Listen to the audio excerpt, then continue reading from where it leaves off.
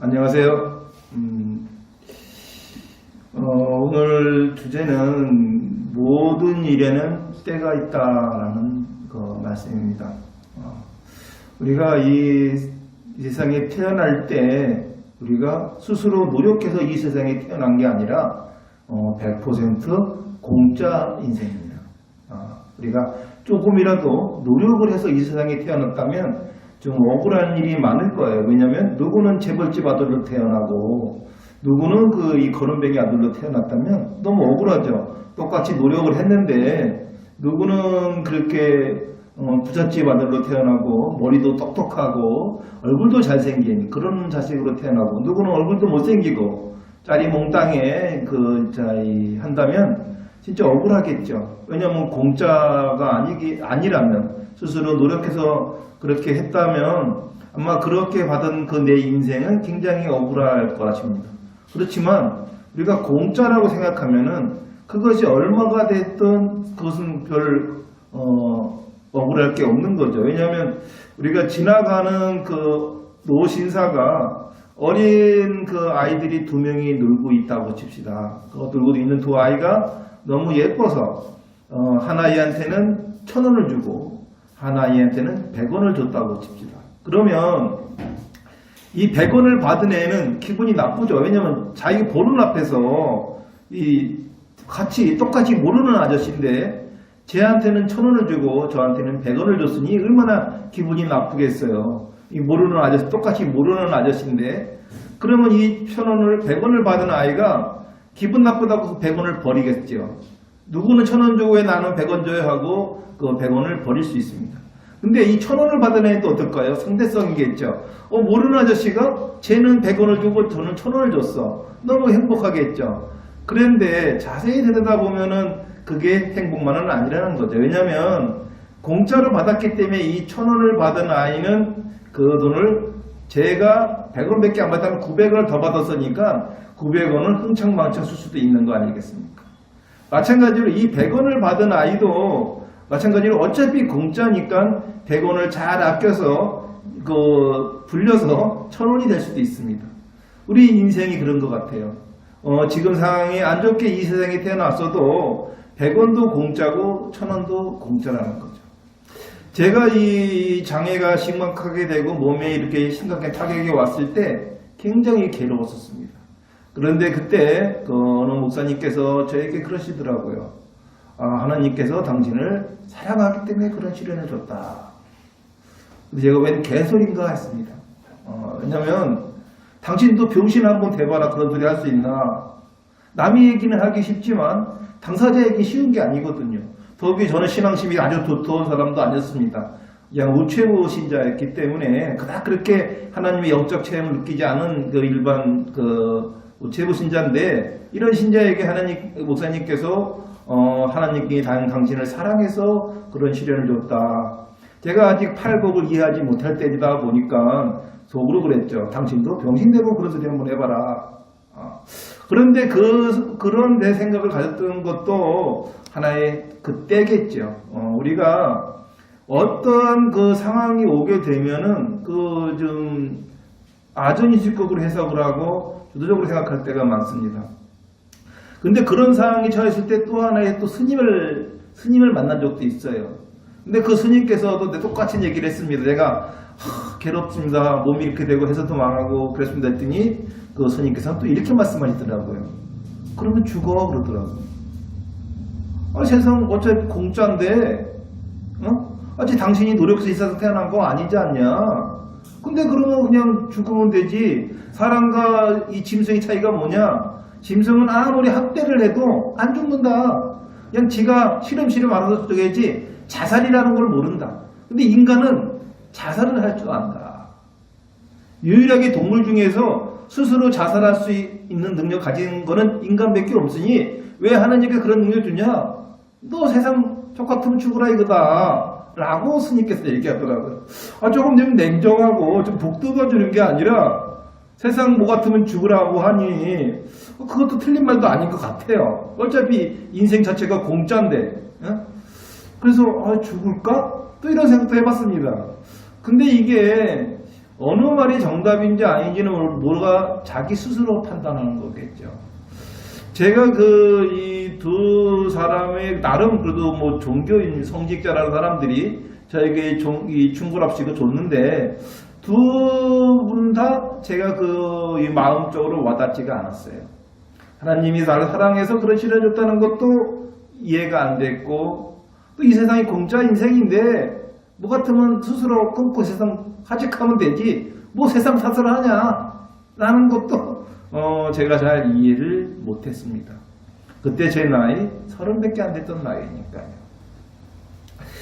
근데 이 사람이 젊었을 때 제가 참 열심히 살았습니다. 제가 인생의 첫 직업이 슈퍼마켓을 했다고 아니었습니까? 슈퍼마켓을 해서 망할 수가 없어요. 절대 망할 수 없습니다. 슈퍼마켓에서 망하는 애는 노름을 했거나 뭐 바람을 폈거나 아니면 사기를 당하지 않는 한 슈퍼마켓을 해서 망할 일은 없다. 왜냐하면 슈퍼마켓은 100% 반품이 됩니다. 또 100% 마진이 보장이 됩니다. 밑지급할 수 있는 물건이 없어요. 100% 마진이 보장되고 100% 이 반품이 되기 때문에 망할 수가 없는 게 슈퍼마켓이에요. 그래서 제가 20살에 슈퍼마켓 선택한 겁니다. 근데 슈퍼마켓에서 망할 수가 없는 건 또 하나 뭐냐면 남들 일할 때도 일하고 남들 놀 때도 일해야 돼요. 남들은 추석이다 설날이다 신나게 고향 가고 뭐 갈 때도 추석 선물 준비하고 설날 선물 준비해야 되고 남들 여기 놀 때도 일요일 날은 장사 더 잘 되지 않습니까? 그러니까 주일이라도 장사를 해야 돼요. 토요일도 장사하고 일요일도 장사하고 또 남들은 일찍 퇴근하고 집에 갈 때 저녁에 또 장사해야 되지 않습니까? 그러다 보니까 제가 슈퍼마켓을 할 당시 때 하루에 5시간 이상은 못 잔 것 같아요. 제 나이 20살입니다. 굉장히 열심히 살았죠. 새벽 5시에 일어나서 깡시장에 가서 야채를 띄고 과일을 띄어서 이 배달을 해서 슈퍼마켓 앞에 진열을 하고 또 아침밥을 먹자마자 차를 몰고 한밭집에 가서 소주하고 막걸리를 배달하고 또 점심 먹고 나서 빨래비누하고 간장을 시온 간장 말표 빨래비누를 식당이나 이런 데다가 납품을 했습니다. 또 저녁을 먹고 나서는 또 유흥업소에다가 맥주 소주를 납품을 했어요. 근데 이 저녁에 왜 그때 당시 때는 그게 사실 불법입니다. 왜냐면 원래는 근데 그때는 불법이 행행할 때예요. 왜냐면 주류 상사에서 술을 받아야 되는데 원래 이 슈퍼마켓 술을 받으면 안 돼요. 그런데 그때는 그게 좀 통할 때였습니다. 또 제가 또 돈에 환장한 놈이었기 때문에 열심히 그거 배달했는데 그 술집들이 어디 있습니까? 대부분 2층 아니면 지하 아닙니까? 그러면 소주 2짝에 맥주 1짝은 기본으로 어깨에 짊어지고 내려가야 되는데 소주가 요즘처럼 20병짜리 소주가 아니면 이제 40병입니다. 한 짝이. 소주 한 짝에 맥주 2짝을 싣고 지하나 2층을 오르락내리락 하고 배달하고 나면 다리가 후두후두 떨립니다. 그거를 매일 하는 거예요. 저녁에 집에 다 이제 매달 끝나고 한 10시쯤에 들어와서 이제 슈퍼문을 닫을 준비를 하지 않습니까?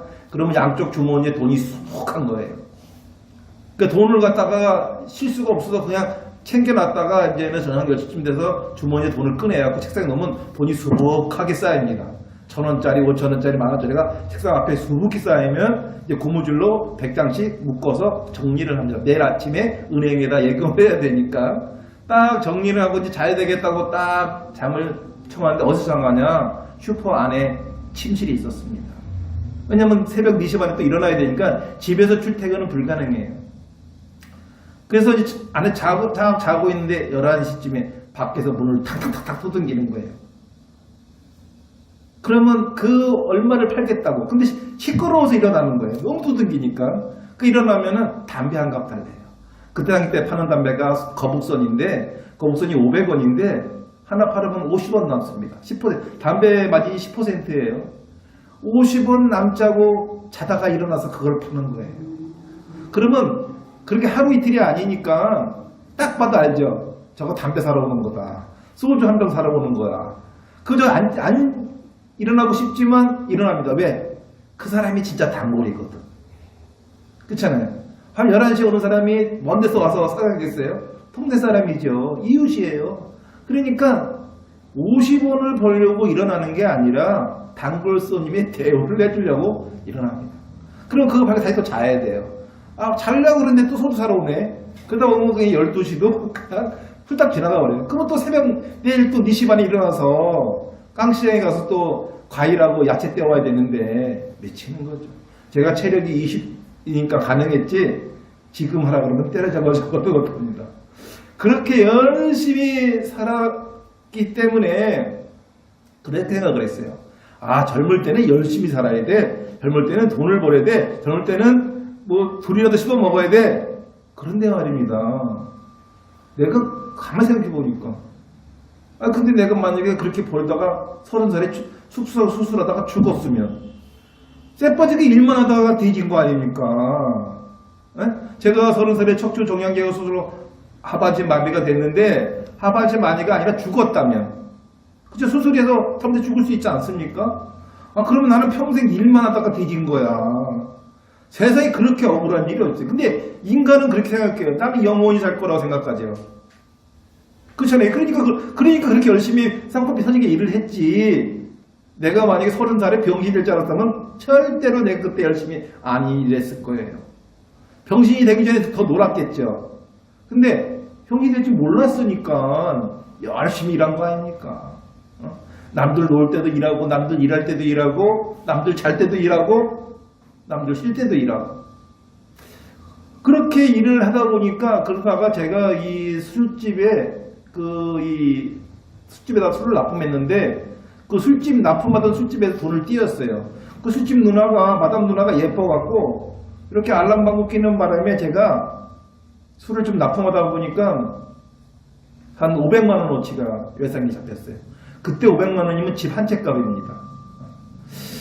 아, 그래서 뭐 이렇게 돈을 보니까, 아, 거기 너무 쉽게 벌어. 나는 그냥 하나 팔아봤자 10%밖에 안 남는데, 아, 저기 술집은 그냥 많이 남잖아요.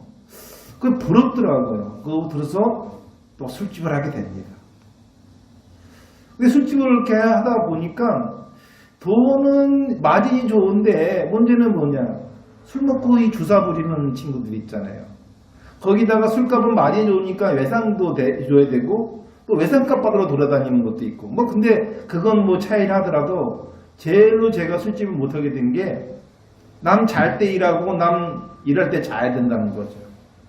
그러니까 한두 시쯤에 일어나는 거예요. 남들 다 출근하고 얘기할 때 한두 시쯤에 일어나서 어영부영 하다가 남들 이제는 퇴근하고 집에 가려고 할 때 이제 술집 여는 게 술집 아닙니까? 그러니까 남들 잘 때 일하고 남들 일할 때 자는 이러한 이 생활 패턴, 몸만 한국이지 생활은 미국 생활하는 거 아닙니까? 근데 이게 너무 힘들더라고요. 왜냐면 대인관계가 없어지는 거예요. 맨날 술 취한 놈들만 보게 돼요. 멀쩡한 사람을 볼 일이 없잖아요. 매일 술 취하고 주사 부리고 이런 사람들만 이 보는 사람도 더다 저기 하다 보니까 제가 술집도 이제 그만두게 됩니다. 그러면서 이제는 그 전까지는 내가 나름 성실하게 살았어요. 진짜 성실하게 살았어요. 그런데 제 성실함이 깨질 때가 이제 옵니다. 그게 25살 때죠. 저는 항상 그 전구 필라멘트 만드는 공장이던 이 제조업을 하고 열심히 살았는데, 우연치 않게, 아주 우연치 않게 이 성인오락 사업을 알게 돼요. 너무너무 돈을 많이 벌어주는 거예요. 하루에 500 벌어집니다. 근데 불법이죠.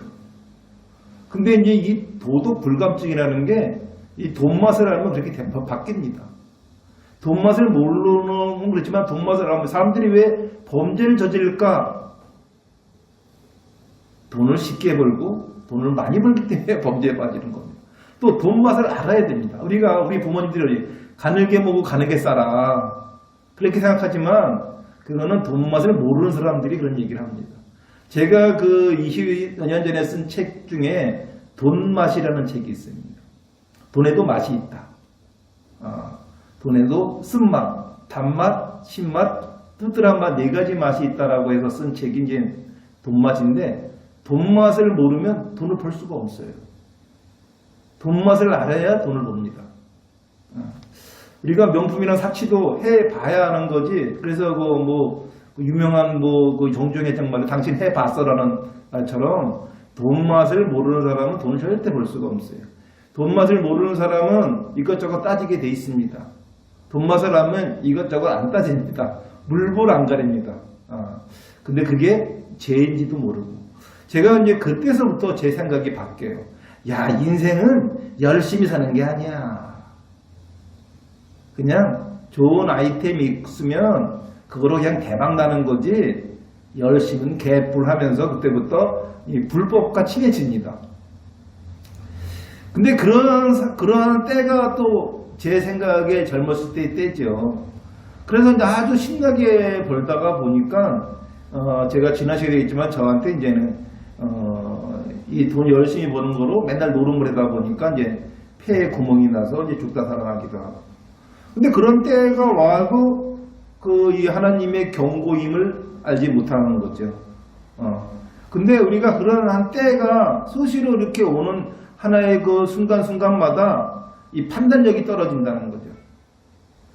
그러니까 우리가 돈 맛을 알 때부터 시작해서 우리는 이 좀 범죄와 가까워지고 반대로 또 돈 맛을 알아야 열심히 살 수도 있어요. 이 돈 맛을 모르는 사람들이 열심히 안 삽니다. 그냥 후들레게 옷 입어도, 왜냐면 우리가 보면은 이 지구에서 북쪽과 남쪽에서 보면 남쪽이 다 가난한 민족이 살고 북쪽이 다 거의 선진국이 살지 않습니까? 그게 왜 그러냐면 이 남쪽 지방 애들은 옷을 그렇게 사나 입을 이유가 없어요. 더우니까 맨날 넌진 것만 입고 다녀도 돼요. 그리고 이 과일들이 진천이니까 먹는 거에도 그렇게 고생할 필요가 없어요. 그러다 보니까 사람들이 게으르고 열심히 살 생각을 하지 않습니다.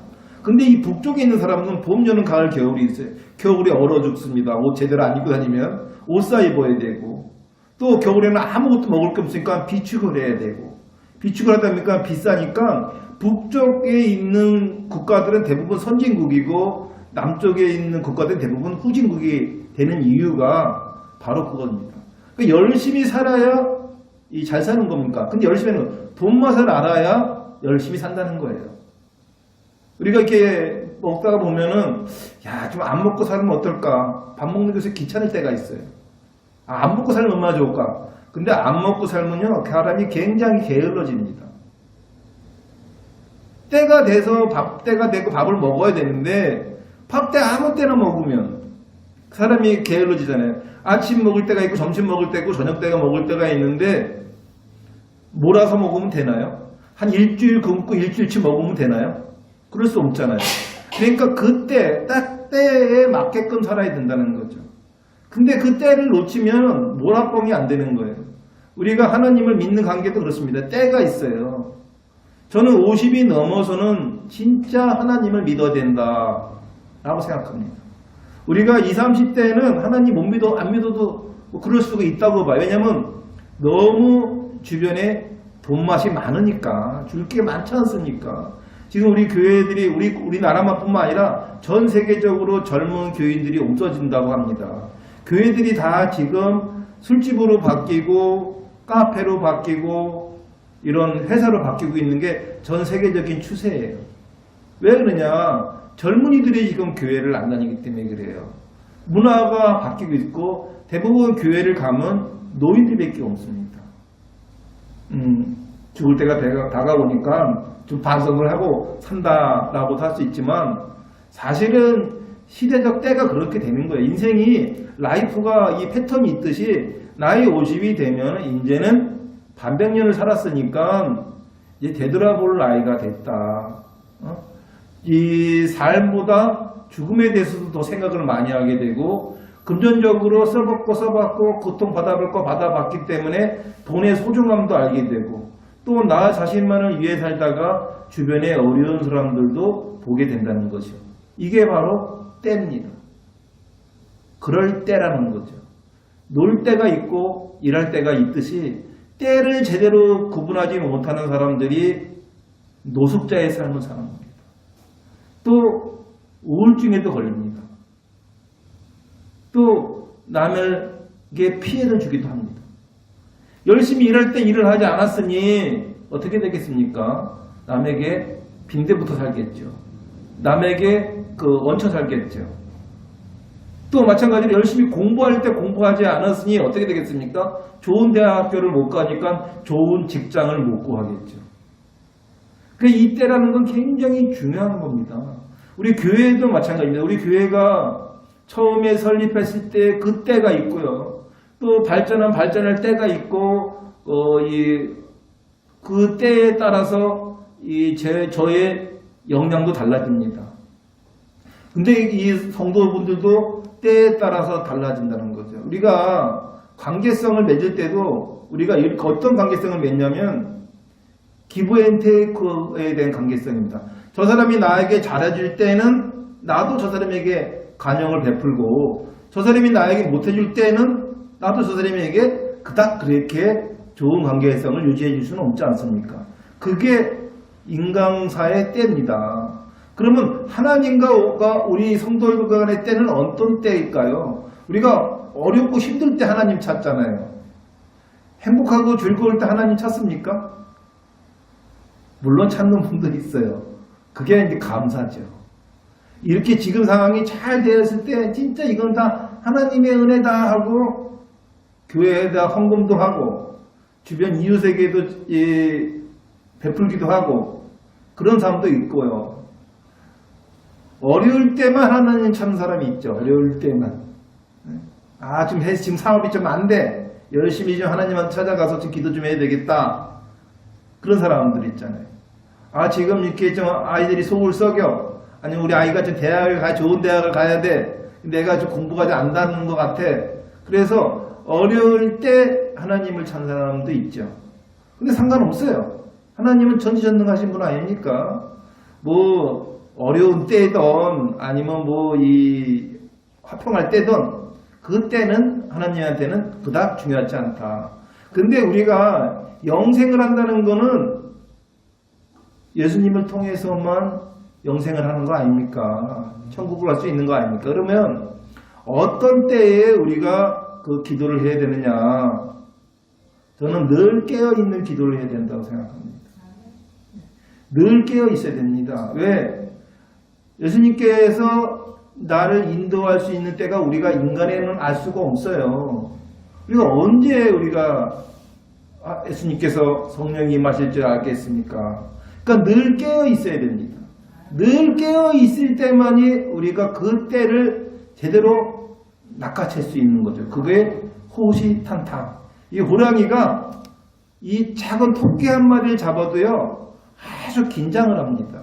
사실 게임도 안 되는 거 아닙니까? 토끼는 이런 호랑이가 예를 들어서 자기하고 비슷한 동물 표범이라든가 아니면 코끼리를 잡는 것도 아니고 이 토끼를 잡아도 아주 살금살금 아주 노련하게 신중하게 잡습니다. 갑자기 덮치죠. 생각도 못하는 순간에 우리 성령이 그렇게 임합니다. 아멘. 순간적으로 언제 올지 모릅니다. 그래서 늘 깨어 있어야 되는 거예요. 우리가 재수가 좋다는 거 있죠. 재수가 좋다는 거. 그게 똑같은 얘기예요. 언제 재수가 좋을지 알 수 있습니까? 우리가 언제 복권이 맞을 수 있는 때가 알 수 있습니까? 저는 그러한 때를 많이 경험을 했어요. 제가 이 어린이 인천의 대공원 앞에 있는 땅을 어떤 사람이 그 빚을 못 갚아서 대신 그 땅으로 줬어요. 그래서 그 땅을 받았어요. 어쩔 수 없이 돈 대신 그거라도 준다니까 받았습니다. 그거 제가 잘 가지고 있었어요. 근데 인천 대공원 역사가 생기기 전에 팔았습니다. 그 땅이 어마어마한 땅이에요. 인천 대공원 역사 앞에 26,000평이니까 얼마나 큽니까? 저는 인천 대공원 역사 앞으로 안 지나갑니다.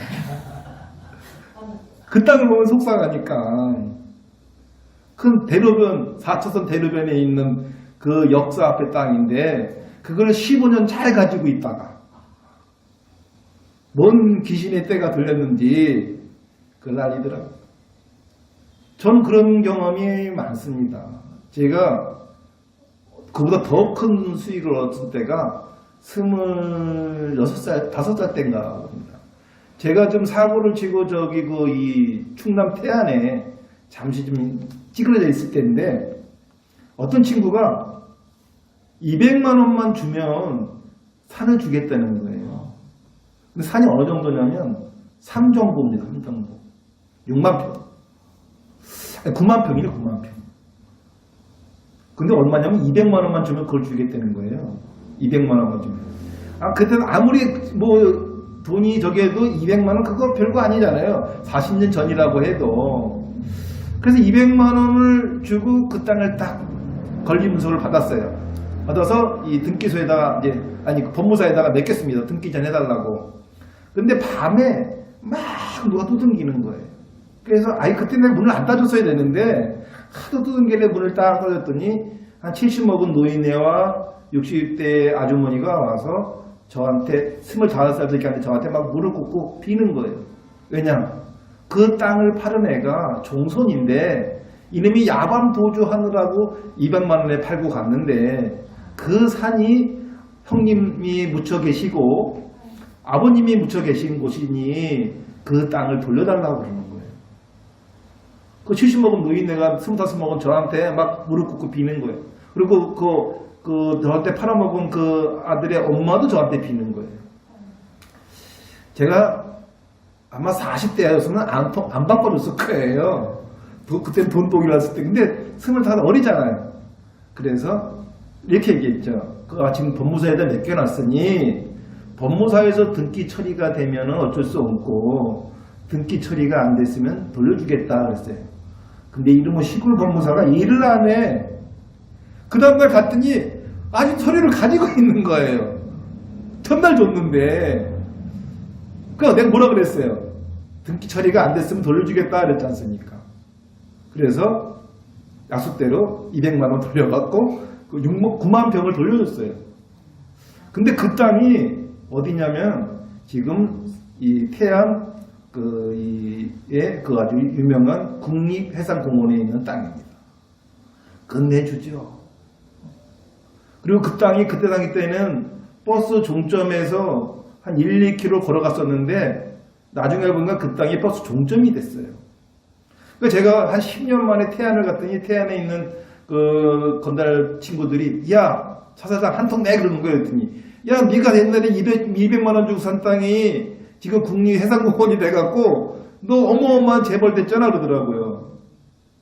내가 팔아먹어 다 돌려줬다는 얘기를 못해고 그냥 그때 와갖고 근데 그게 지금으로 계산하면 진짜 수백억 돈 넘죠. 어마어마한 땅이에요. 그걸 제가 그런데 항상 그런 생각을 해요. 그때 그거를 돌려줬기 때문에 내가 복을 받고 있다. 저는 항상 좀 어려운 일이 생기면 그래요.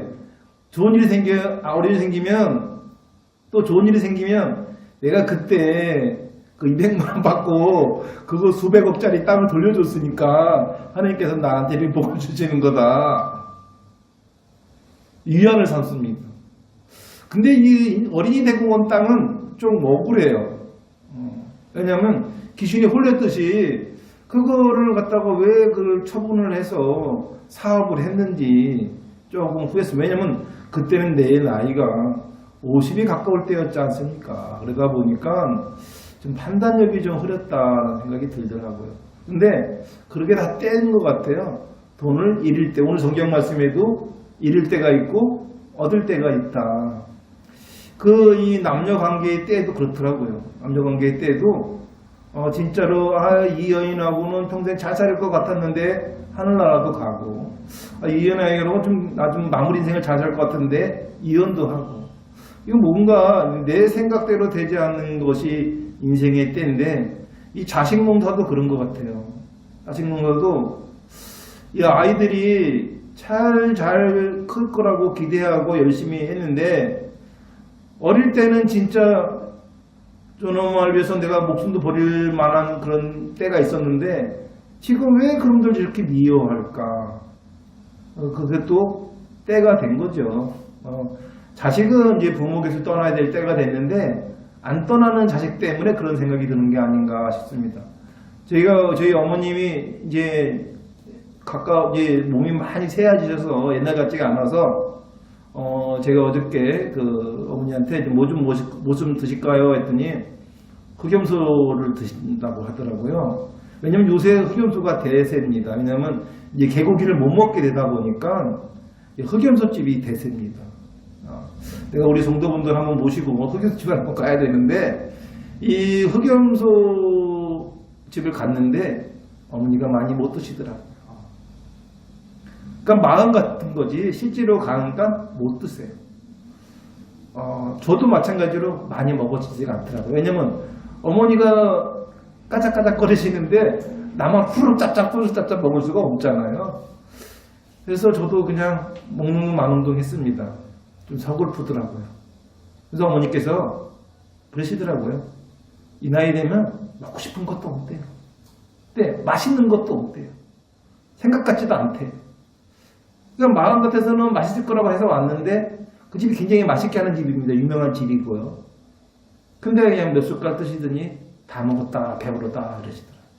근데 비싸게 산 건데 그걸 몇 숟갈 안 드시길래 제가 그 식당 주인한테 혹시 우리 어머니가 마음이 변할 수도 있으니까 포장해 달라고 했습니다. 집에 가서 혹시라도 또 엄마가 또 입맛이 땡길지 모르니 그냥 싸가시면 어떻겠냐 해서 싸갖고 왔습니다. 저도 마찬가지로 지금 한 60이 넘으니까 그닥 먹고 싶은 것도 없어요. 또 그닥 그렇게 땡기는 것도 없어요. 옛날에는 제가 먹거리 창업으로 부자 되기라는 책을 40에 썼는데 그때는 맛집이란 맛집은 다 돌아다녔거든요. 지금은 저도 그냥 별로입니다. 그래서 이 때가 됐으니까 그 때에 맞게끔 살아야 된다. 오늘 이 하나님 말씀이 성경 말씀처럼 우리가 그 때에 맞게끔 인생을 살아야 행복하다. 젊었을 땐 젊었을 때처럼 또 중년이면 중년인 때처럼 또 노년이면 노년인 때처럼 살 수 있다면 그건 하나님의 은혜고 또 될 수 있으면 그 인간의 예단으로 해서 판단하지 마시고 그 하나님의 은혜로서 지금 이 시간에 살아있음에 감사하고 어려운 일이나 힘든 일이 있어도 그 일도 때다. 지나가면 아무것도 아니다. 추억일 뿐이다. 그런데 너무 그렇다고 해서 무의도식하고 안일하게 살면 그 미래도 뻔한 때가 온다. 저는 그런 때가 오지 않으려면 매일매일 현실을 직시하고 열심히 살아야 되지 않을까 싶습니다. 그러기 위해서는 항상 깨어있는 상태에서 기도를 하시면서 하나님과의 영적 체험을 하여갖고 영생을 누릴 수 있는 성도가 되시기를 축원합니다. 오늘 여기 말씀 여기서 마치겠습니다.